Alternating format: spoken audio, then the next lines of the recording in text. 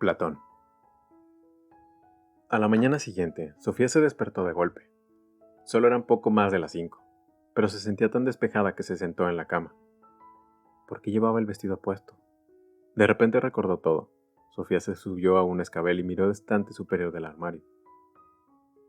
Pues sí, ahí estaba la cinta de video. Entonces, no habría sido un sueño.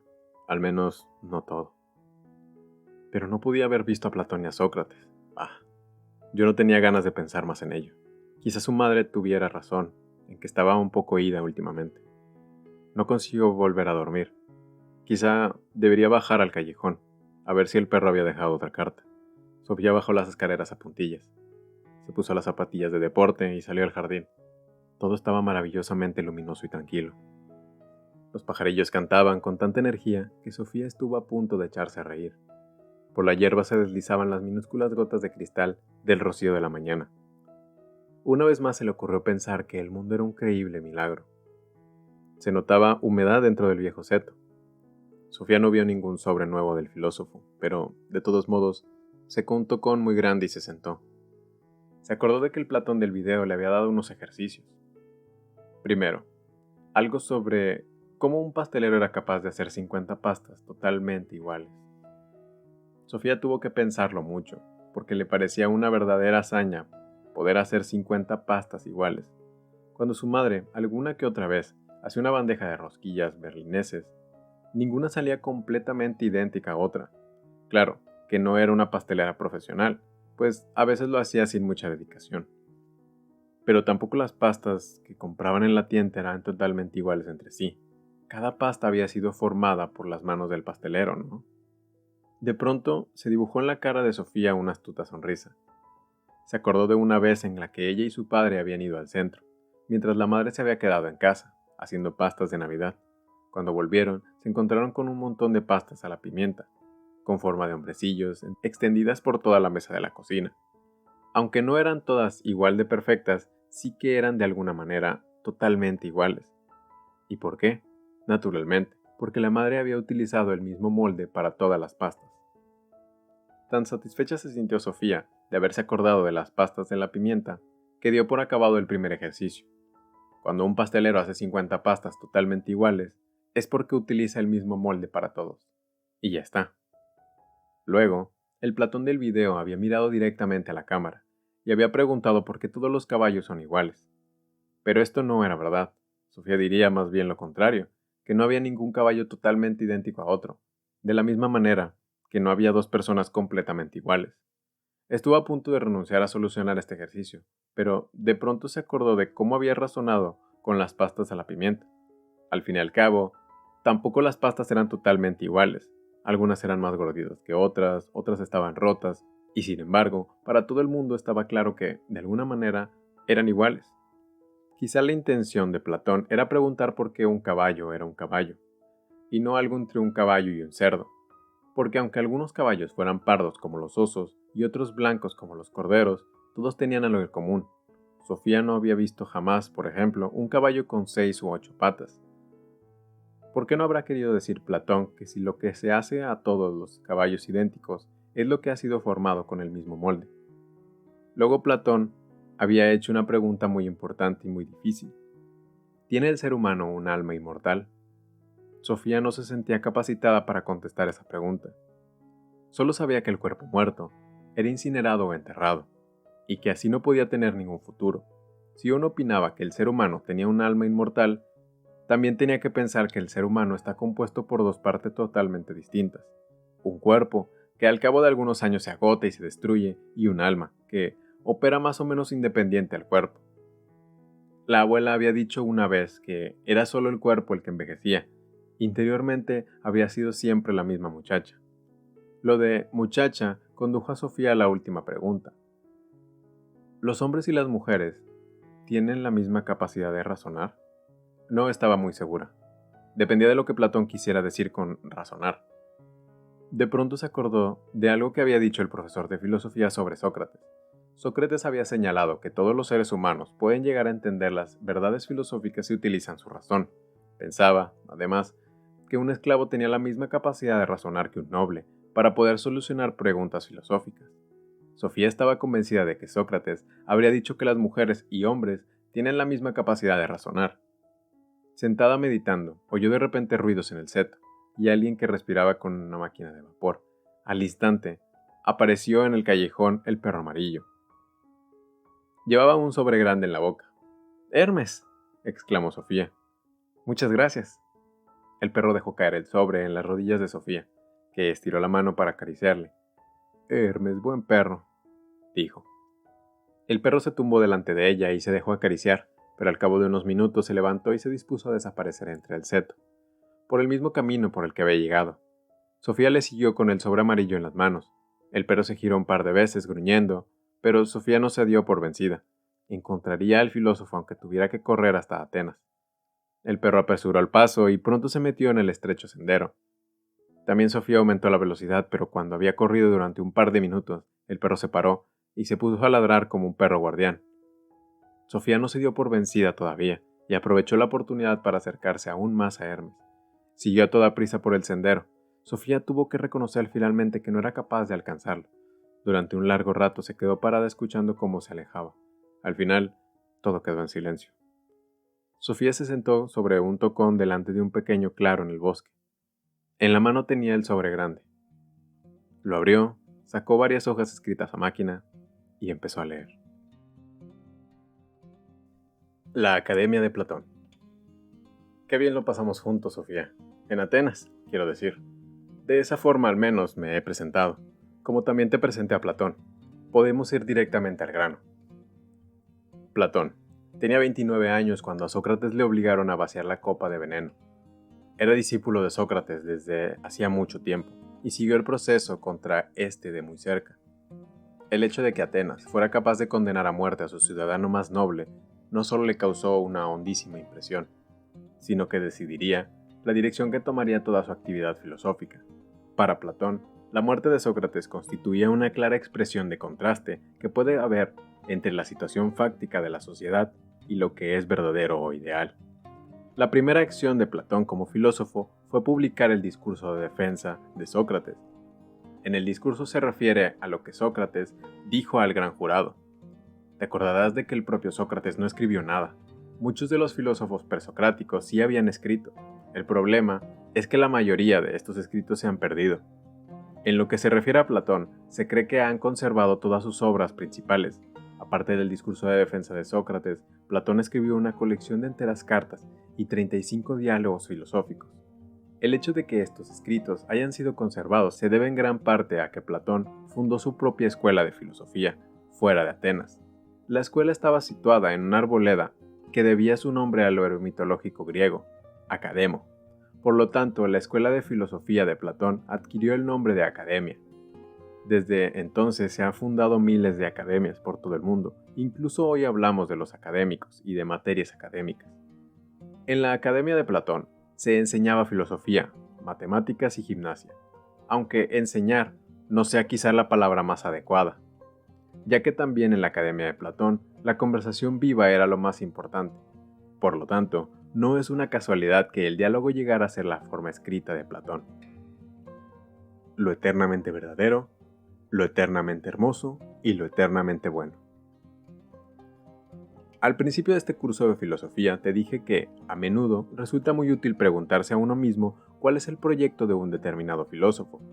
De modo que ahora pregunto, ¿qué era lo que a Platón le interesaba averiguar ante todo? Resumiendo mucho, podemos decir que a Platón le interesaba la relación entre lo eterno y lo inalterable, por un lado, y lo que fluye por el otro, es decir, exactamente igual que los presocráticos. Luego dijimos que los sofistas y Sócrates abandonaron las cuestiones de la filosofía de la naturaleza para interesarse más por el ser humano y la sociedad. Sí, eso es verdad. Pero también los sofistas y Sócrates se interesaban en cierto modo por la relación entre lo eterno y lo permanente por un lado y lo que fluye por el otro. Se interesaron por esta cuestión en lo que se refiere a la moral de los seres vivos y a los ideales o virtudes de la sociedad. Muy resumidamente, se puede decir que los sofistas pensaban que la cuestión de lo que es bueno o malo es algo que cambia de ciudad en ciudad, de generación en generación, es decir, que la cuestión sobre lo bueno y lo malo es algo que fluye.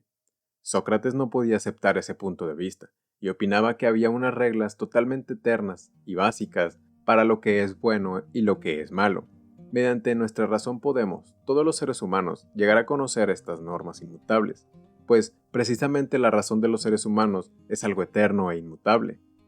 ¿Me sigue, Sofía? Estamos llegando a Platón.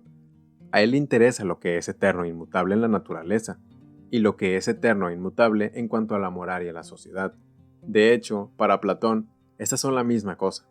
Y, a decir verdad, precisamente para eso tenemos a los filósofos.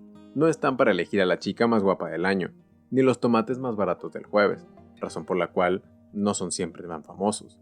Los filósofos suelen fruncir el ceño ante asuntos tan vanos y tan de actualidad. Intentan señalar lo que es eternamente verdadero, eternamente hermoso y eternamente bueno. Con eso tenemos, al menos, una vaga idea del proyecto filosófico de Platón. A partir de ahora, miraremos las cosas una por una. Intentaremos entender un razonamiento que dejó profundas huellas en toda la filosofía europea posterior. El mundo de las ideas.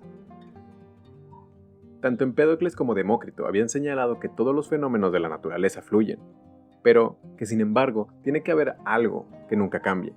Las cuatro raíces de todas las cosas o los átomos.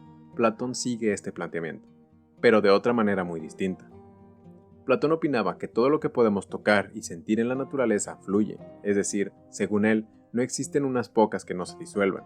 Absolutamente todo lo que pertenece al mundo de los sentidos está formado por una materia que se desgasta con el tiempo, pero a la vez, todo está hecho con un molde eterno e inmutable. ¿Lo entiendes? Ah, ¿no? ¿Por qué todos los caballos son iguales, Sofía? A lo mejor piensas que no lo son en absoluto, pero hay algo que todos los caballos tienen en común, algo que hace que nunca tengamos problemas para distinguir un caballo de cualquier otro animal. El caballo individual fluye, claro está. Puede ser viejo, cojo, y con el tiempo se pondrá enfermo y morirá, pero el molde de caballo es eterno e inmutable. Esto quiere decir que, para Platón, lo eterno y lo inmutable no es una materia primaria física. Lo que es eterno e inmutable son los modelos espirituales o abstractos, a cuya imagen todo está moldeado. Déjame precisar. Los presocráticos habían dado una explicación, más o menos razonable, de los cambios de la naturaleza, sin tener que presumir que algo cambia de verdad. En medio del ciclo de la naturaleza, hay algunas partes mínimas que son eternas e inmutables, y que no se disuelven, pensaban ellos. Muy bien, Sofía. Digo muy bien, pero no podía explicar cómo esas partes mínimas, que alguna vez habían sido las piezas para construir un caballo, de pronto puedan juntarse para formar un caballo completamente nuevo, unos 300 o 400 años más tarde, o formar un elefante, por usar otro ejemplo, o un cocodrilo. Lo que quiere decir Platón es que los átomos de Demócrito nunca pueden llegar a convertirse en un cocofante o un heledrilo. Precisamente, esto fue lo que puso en marcha su reflexión filosófica. Si ya estás entendiendo lo que quiero decir, puedes saltarte este apartado. Para estar seguro voy a precisar. Tienes una serie de piezas de Lego y construyes con ellas un caballo. Luego lo deshaces y vuelves a meter las piezas en una caja. No puedes esperar a que surja un caballo completamente nuevo con solo sacudir la caja que contiene las piezas. ¿Cómo iban a poder las piezas arreglárselas por su cuenta para volver a convertirse en un caballo? No, eres tú la que tiene que volver a construir el caballo. Y lo logras gracias a una imagen que tienes en tu cabeza del aspecto de un caballo. Es decir, el caballo de Lego está moldeado según el modelo que quede inalterado de caballo en caballo. ¿Solucionaste lo de las 50 pastas idénticas? Supongamos que caes al mundo desde el espacio y que jamás has visto una pastelería. De repente te topas con una de aspecto tentador y ves sobre el mostrador 50 pastas idénticas. Supongo que te habrías roto la cabeza, preguntándote cómo era posible que fueran todas idénticas. Sin embargo, puede ser que algunas de ellas carecieran de algo que tuvieran las demás. Si eran figuras, puede que a una le faltara un brazo y a una un trozo de cabeza, o una tercera tuviera a lo mejor un bulto en la tripa. Tal vez pensarlo detenidamente llegarías no obstante a la conclusión de que todas las pastas tenían un denominador común. Aunque ninguna fuera totalmente perfecta, se te ocurriría pensar que deben de tener un origen común. Te darías cuenta de que todas las pastas están hechas con el mismo molde. Y hay más, Sofía. Hay algo más. Ahora tendrás un fuerte deseo de ver ese molde. Esto quiere decir que, para Platón, lo eterno y lo inmutable no es una materia primaria física. Lo que es eterno e inmutable son los modelos espirituales abstractos, a cuya imagen todo está moldeado. Esto quiere decir que, para Platón, lo eterno y lo inmutable no es una materia primaria física. Lo que es eterno e inmutable son los modelos espirituales abstractos, a cuya imagen todo está moldeado. Si lograste solucionar este problema por tu cuenta, entonces solucionaste un problema filosófico exactamente de la misma manera que Platón. Como la mayoría de los filósofos, él aterrizó desde el espacio. Se sentó en el último extremo de uno de los finos pelos de la piel del conejo. Le extrañó cómo todos los fenómenos de la naturaleza podían ser tan iguales entre ellos, y llegó a la conclusión de que debía de haber un reducido número de moldes que se encontraran detrás de todo lo que vemos a nuestro alrededor. A estos moldes Platón los llamó ideas. Detrás de todos los caballos, cerdos y seres humanos se encuentra la idea de caballo, la idea de cerdo y la idea del ser humano. De la misma manera de que el pastelero antes mencionado puede tener pastas con forma de hombres, de cerdos y de caballos, pues un buen pastelero tendrá más de un molde. No obstante, basta con un solo molde para cada clase de pastas. Conclusión. Platón pensaba que tenía que haber una realidad detrás del mundo de los sentidos, y a esta realidad la llamó el mundo de las ideas. Aquí se encuentran las eternas inmutables, imagen modelo, detrás de los distintos fenómenos con los que nos topamos en la naturaleza. A este espectacular concepto lo llamamos la teoría de las ideas de Platón. El conocimiento seguro. Hasta aquí me habrás seguido, querida Sofía, pero a lo mejor te preguntas si Platón pensaba así de verdad. Pensaba verdaderamente que tales moldes existen en una realidad completamente diferente. No lo opinó tan literalmente durante toda su vida, pero, al menos, en algunos de sus diálogos, hay que entenderlo así. Intentaremos seguir su argumentación. Como ya he dicho, el filósofo intenta captar algo que sea eterno e inmutable. No resultaría muy útil escribir una tesis filosófica sobre, digamos, la existencia de una determinada pompa de jabón. En primer lugar, no habría tiempo para estudiarla bien antes de que desapareciera de pronto, y en segundo lugar, sería difícil vender una tesis filosófica sobre algo que nadie ha visto, y que, además, solo ha existido durante 5 segundos. Platón pensaba que todo lo que vemos a nuestro alrededor es la naturaleza, es decir, todo lo que podemos sentir y tocar puede compararse con una pompa de jabón, porque nada de lo que existe en el mundo de los sentidos permanece. Evidentemente sabes que todos los seres humanos y todos los animales se disuelven y mueren, antes o después, pero incluso un bloque de mármol se altera y se desintegra lentamente. La Acrópolis está en ruinas, Sofía. Escandaloso, digo yo, pero esa es la realidad. Lo que dice Platón es que no podemos saber nada con seguridad sobre algo que cambia constantemente, sobre lo que pertenece al mundo de los sentidos, es decir, lo que podemos sentir y tocar. Solo podemos tener ideas o hipótesis poco seguras. Solo podemos tener conocimientos seguros de aquello que vemos con la razón. De acuerdo, Sofía, me explicaré mejor. Una sola pasta con figura de hombre puede resultar tan imperfecta, después de todos los procesos de elaboración que resulten difícil para lo que pretende ser, pero después de haber visto 20 o 30 pastas de este tipo, que pueden ser más o menos perfectas, sabré con mucha certeza cómo es el molde, incluso aunque nunca lo haya visto. Ni siquiera es seguro que conviniera ver el propio molde con los ojos, pues no podemos fiarnos siempre de nuestros sentidos. La propia facultad visual puede hacer variar una persona u otra. Sin embargo, podemos fiarnos de lo que nos dice la razón, porque la razón es la misma para todas las personas. Si te encuentras en un aula del colegio en compañía de otros 30 alumnos, y el profesor pregunta cuál es el color más bonito del arco iris, seguramente obtendrá muchas respuestas diferentes. Pero si os pregunta cuánto es 8 por 3, entonces la clase entera debe saber llegar al mismo resultado, pues en ese caso se trata de un juicio emitido por la razón, y de alguna manera la razón es lo contrario de las opiniones y los pareceres. Podríamos decir que la razón es eterna y universal, precisamente porque solo se pronuncia sobre asuntos eternos y universales. A Platón le interesaban mucho las matemáticas, porque las relaciones matemáticas jamás cambian. Por lo tanto, es algo sobre lo que tenemos que tener conocimientos ciertos. Veamos un ejemplo. Imagínate que te encuentras en la naturaleza con una piña completamente redonda. A lo mejor me dices que parece redonda, mientras que a tu amiga Jurún dice que está un poco aplastada por un extremo y empezáis a pelear. Pero no podéis tener conocimientos seguros sobre algo que veis con los ojos. Por otra parte, podéis estar seguros de que una suma angular de un círculo es 360 grados. En ese caso, os pronunciáis sobre un círculo ideal que a lo mejor no se encuentra en la naturaleza, pero que, en cambio, es fácil de visualizar en la cabeza. Estáis diciendo algo sobre el molde de las pastas, y no sobre una pasta cualquiera de la mesa de la cocina. Hagamos un breve resumen. Solo podemos tener ideas vagas sobre lo que sentimos, pero si podemos conseguir conocimientos ciertos sobre aquello que conocemos con la razón, la suma de los ángulos de un triángulo es 180, siempre.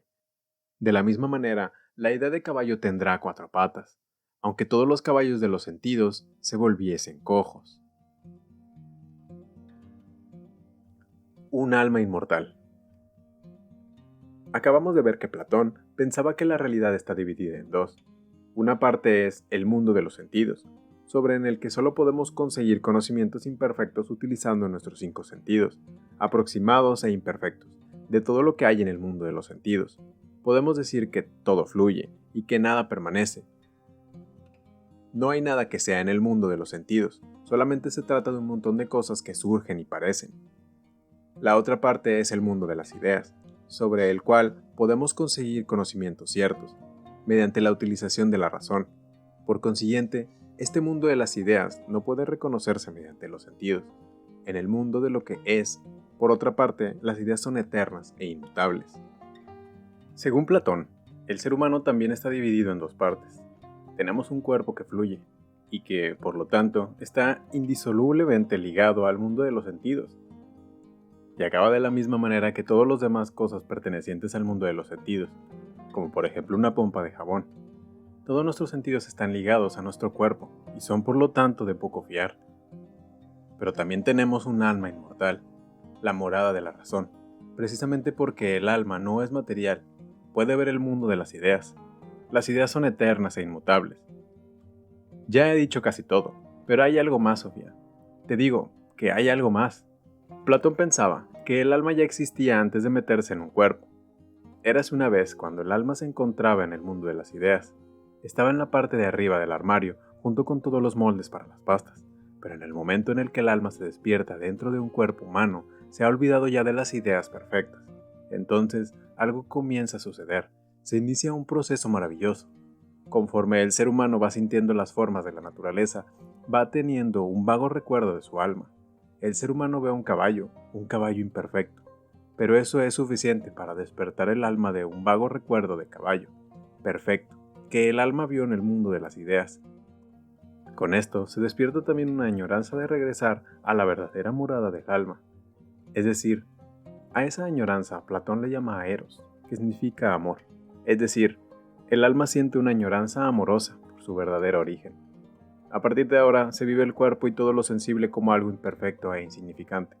Sobre las alas del amor volará el alma a casa, al mundo de las ideas, donde será librada de la cárcel del cuerpo.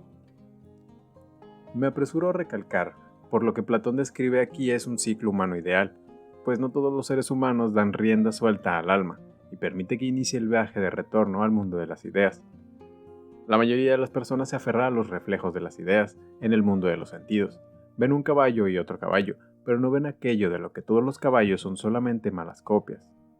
Entran corriendo a la cocina y se lanzan sobre todas las pastas, sin preguntarse siquiera de dónde proceden estas pastas. Lo que describe Platón es el camino de los filósofos. Su filosofía puede entenderse como una descripción de la vida filosófica. Cuando ves una sombra, Sofía, también tú pensarás que tiene que haber algo que la origina. Ves la sombra de un animal, quizás sea un caballo, piensas, sin estar del todo segura. Luego te giras y ves al verdadero caballo, que es infinitamente más hermoso, y su silueta mucho más nítida que la inestable sombra del caballo. Platón opinaba que, de la misma manera, todos los fenómenos de la naturaleza son solamente sombras de los moldes o ideas eternas. No obstante, la gran mayoría de los seres humanos está satisfecha con su vida entre las sombras. No piensan que tiene que haber algo más que origina las sombras. Creen que las sombras son todo. No viven las sombras como sombras. Con ello, también se olvidan de la inmortalidad de su propia alma. El camino que sube de la oscuridad de la caverna. Platón cuenta una parábola que ilustra precisamente lo que acabamos de describir. La solemos llamar el mito de la caverna. La contaré con mis propias palabras. Imagínate unas personas que habitan una caverna subterránea. Están sentadas de espaldas a la entrada, atadas de pies y manos, de modo que solo pueden mirar hacia la pared de la caverna. Detrás de ellas hay un muro alto, y por detrás del muro caminan unos seres que se asemejan a personas. Levantan diversas figuras por encima del borde del muro. Detrás de esas figuras arde una hoguera, por lo que se dibujan sombras flameantes contra la pared de la caverna. Lo único que pueden ver estos moradores de la caverna es, por lo tanto, ese teatro de sombras. Han estado sentados en la misma postura desde que nacieron, y creen por ello que las sombras son lo único que existen. Imagínate ahora que uno de los habitantes de la caverna empieza a preguntarse de dónde vienen todas esas sombras de la pared. Y al final consigue soltarse. ¿Qué crees que sucede cuando se vuelve hacia las figuras que son sostenidas por detrás del muro? Evidentemente, lo primero que ocurrirá es que la fuerte luz le cegará. También le cegarán las figuras nítidas, ya que, hasta ese momento, solo había visto las sombras de las mismas. Si consiguiera atravesar el muro y el fuego y salir a la naturaleza, fuera de la caverna, la luz le cegaría aún más, pero después de haberse restregado los ojos, se habría dado cuenta de la belleza de todo. Por primera vez, vería colores y siluetas nítidas. Vería verdaderos animales y flores, de los que las figuras de la caverna solo eran malas copias. Pero también entonces se preguntaría a sí mismo de dónde vienen todos los animales y las flores. Entonces vería el sol en el cielo, y comprendería que es el sol el que da vida a todas las flores y animales de la naturaleza, de la misma manera que podía ver las sombras de la caverna gracias a la hoguera. Ahora, el feliz morador de la caverna podría haberse ido corriendo a la naturaleza, celebrando su libertad recién conquistada, pero se acuerda de los que quedan abajo en la caverna, por eso vuelve a bajar. De nuevo abajo, intenta convencer a los demás moradores de la caverna de que las imágenes de la pared son solo copias centellantes de las cosas reales. Pero nadie le cree. Señalan a la pared de la caverna diciendo que lo que ahí ven es todo lo que hay. Al final lo matan. Lo que Platón describe en el mito de la caverna es el camino que recorre el filósofo desde los conceptos vagos hasta las verdaderas ideas que se encuentran entre los fenómenos de la naturaleza. Seguramente también piensa en Sócrates, a quien mataron los moradores de la caverna, porque hurgaban en sus ideas habituales, queriendo enseñarles el camino hacia la verdadera sabiduría. De este modo, el mito de la caverna se convierte en una imagen de valor y de la responsabilidad pedagógica del filósofo.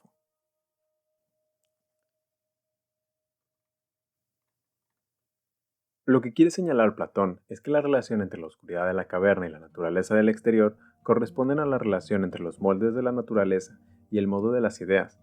No quiere decir que la naturaleza sea triste y oscura, sino que es triste y oscura comparado con la claridad de las ideas. Una foto de una muchacha hermosa no tiene por qué resultar oscura y triste, más bien al contrario, pero sigue siendo solo una imagen. El estado filosófico.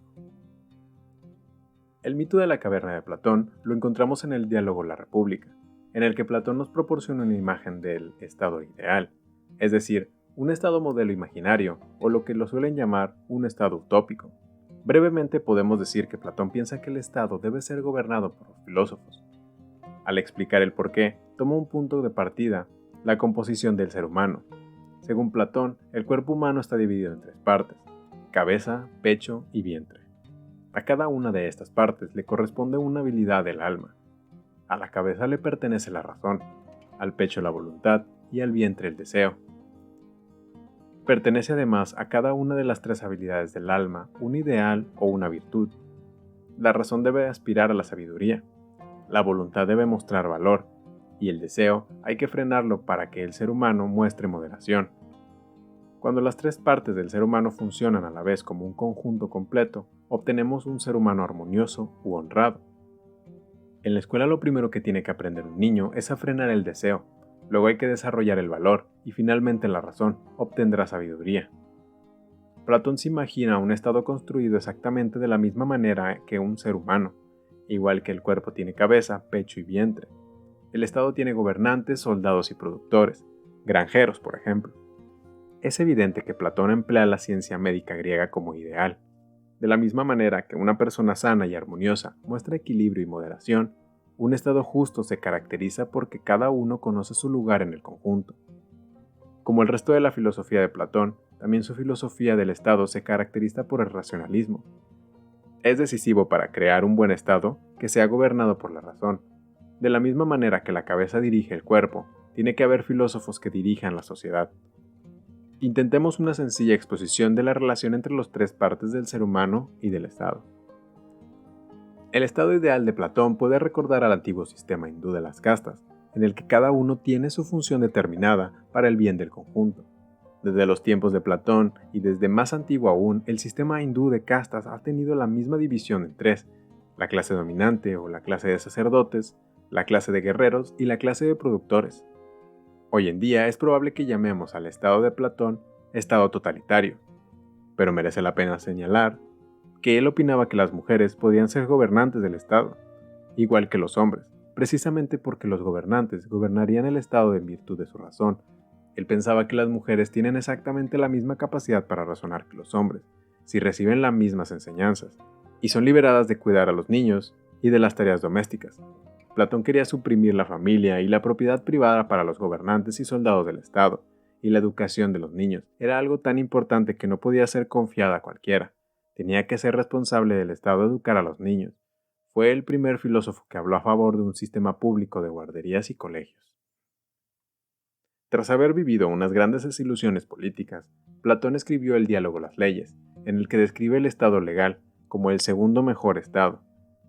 Ahora se muestra partidario de la propiedad privada y las ataduras familiares. De esta manera se reduce la libertad de la mujer, pero dice que un Estado que no educa ni entrena a sus mujeres es como un ser humano que solo hace ejercicio con el brazo derecho. Por regla general, podemos decir que Platón tenía una visión positiva de las mujeres, al menos si tenemos en cuenta la época en la que vivió. En el diálogo El banquete, es una mujer, Diótima, la que proporciona conocimientos filosóficos. Ese fue Platón, Sofía. Durante más de 2000 años, la gente ha discutido y criticado su extraña teoría de las ideas. El primero fue su propio alumno de la academia. Su nombre es Aristóteles, el tercer gran filósofo de Atenas. No digo nada más. Mientras Sofía había permanecido sentada en un tocón leyendo sobre Platón, el sol se había levantado por el este, tras las colinas cubiertas de árboles. La esfera solar se había asomado por el horizonte, precisamente cuando estaba leyendo que Sócrates subía de la caverna y que se le arrugaba la frente por la intensa luz, al aire libre. Sofía casi tenía la sensación de haber ascendido, ella misma, de una gruta subterránea. Al menos le pareció ver la naturaleza de un modo totalmente nuevo. Tras haber leído sobre Platón, se sentía como si hubiera sido daltónica. Había visto sombras, pero no las ideas claras.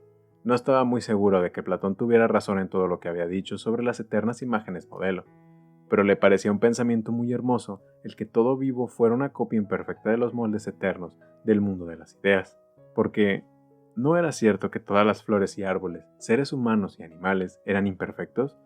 Todo lo que veía a su alrededor era tan bonito y estaba tan vivo que tuvo que restregarse los ojos.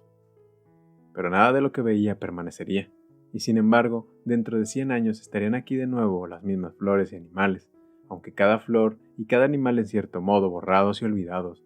Alguien se acordaría de qué aspecto tenía todo. Sofía miró fijamente la obra de la creación. De repente, una ardilla saltó sobre el tronco de un pino. Dio un par de vueltas antes de desaparecer entre las ramas. «A ti te he visto antes», pensó Sofía. Naturalmente sabía que no era la misma ardilla que había visto en la otra ocasión, pero sí el mismo molde. A lo mejor Platón tenía razón en que ella había visto una ardilla eterna en el mundo de las ideas, antes de que su alma se fuera a morar en un cuerpo.